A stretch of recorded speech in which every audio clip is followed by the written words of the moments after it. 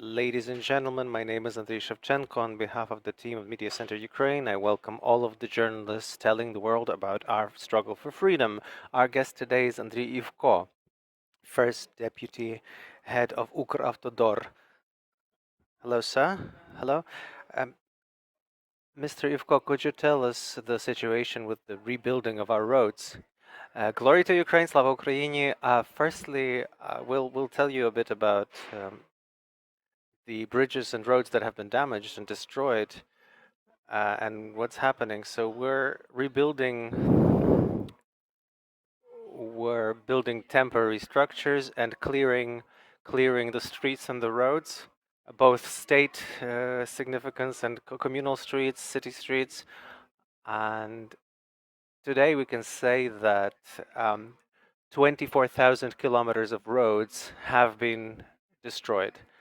And of them, about 9,000 kilometer roads are national significance roads, national roads.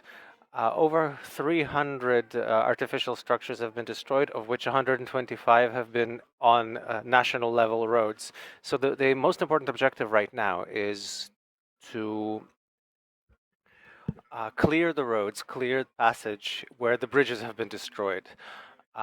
We have so far rebuilt 30 artificial temporary structures that where traffic can move. We've also cleared about 750 kilometers of road in different cities, and including national level roads. As far as specific regions, we are more focused right now on those regions that have been liberated by the Ukrainian armed forces, like the Kyiv Oblast, Kyiv region. We have cleared 220 kilometers of communal roads so far in Irpin, in Bucha, in Hostomel, and 260 national roads of national significance. 216 artificial structures have now been cleared for traffic, and two more temporary structures. Mr. Ivko, the statistics that I have, just to clarify, so that the journalists understand me properly, the statistics tell me that just in the Kyiv region, according to the data that we've had before, we have 37 bridges that have been damaged. How do you set the priorities right now? What are the highest accents? What are the biggest resources aimed at? Well, yeah, many structures have been destroyed. 17 have been renewed in temporary traffic, and two more we're working. The priority is we're working with the armed forces, with our armed forces to we determine what roads are necessary for humanitarian convoys or for military purposes, and we work on those roads to clear them. Where we have high intensity traffic roads. For instance, in Kyiv, Chernihiv, we've built two temporary structures, and traffic is now unobstructed on the Kyiv to Chernihiv stretch. On international roads, Kyiv Chop, we have completely cleared and renewed traffic, and also Kyiv Yahotin, we have also reestablished traffic. We have temporary passages, temporary detours. In terms of active combat, it seems to me that the work that you're doing is a bit like shadow boxing, because as you're repairing the roads, the enemy continues to destroy important infrastructure. In these conditions, what is the philosophy of work? How do you decide what to focus on?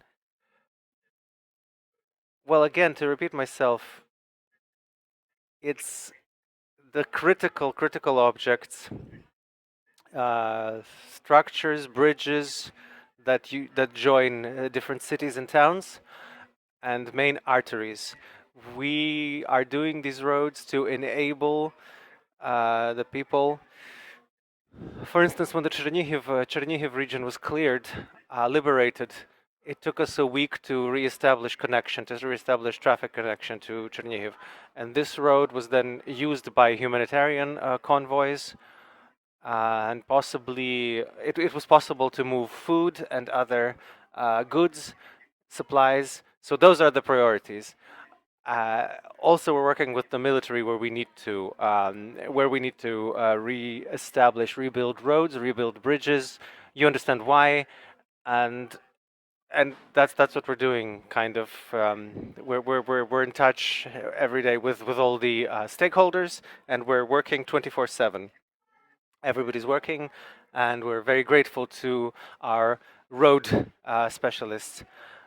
If we take a slightly broader look at the situation with the attacks that the enemy is performing on the railway infrastructure, can we say that the Russians are deliberately bombarding and targeting those connections, the supply lines and evacuation routes? Do you sense this in your area? Of course, in the past week, we've had both our road bridges and railway junctions have been destroyed, so we can feel this quite powerfully, that the aggression is aimed at infrastructure. But we are preparing, and we respond immediately where there has been destruction. Immediately put in place temporary detours. Also, we're planning to, where structures have not yet been damaged, we're already preparing temporary bridges and ferries and detours in case of. Yes. If we have questions from the room, please raise your hand. There's a question from myself about the future. What are the plans of Ukravtodor? How would they change what do they plan to change in their work after victory in the future? Prior to the war, we set ourselves the objective to renew more and more roads every year, and more of these artificial structures, such as last year, for instance, we rebuilt 450 kilometers of national level roads and over 300 structures. What will change? I think we'll be working more, we'll be rebuilding more roads, and we'll be building quality European level roads using newest technology, and continue working. It's just a question of working even harder, working even more to provide comfortable access and traffic movement for our citizens. Perhaps from the experience of other countries that have gone through military conflicts, of high-intensity military conflict, how long do you think it will take for us to renew infrastructure? We have done some calculations, some estimates. We need 3 to 4 years, and this infrastructure, after which this infrastructure should be more safer and more comfortable than it's been, because I mean, we were already in the process of renovating. Now we'll be renovating more, and we're establishing that about 3 to 4 years, if we have the financial resources, we'll manage to do it. We're not in doubt. We know how to do this. We know how to do quality work and how to do it quickly. As soon as we have the possibility to do this work, we will start working 24/7 as hard as we can.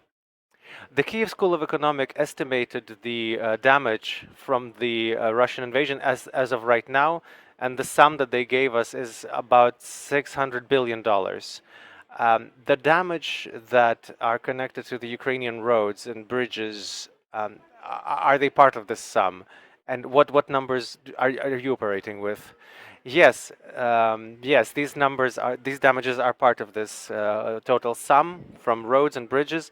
Our number that we've calculated is over 900 billion hryvnias, actually.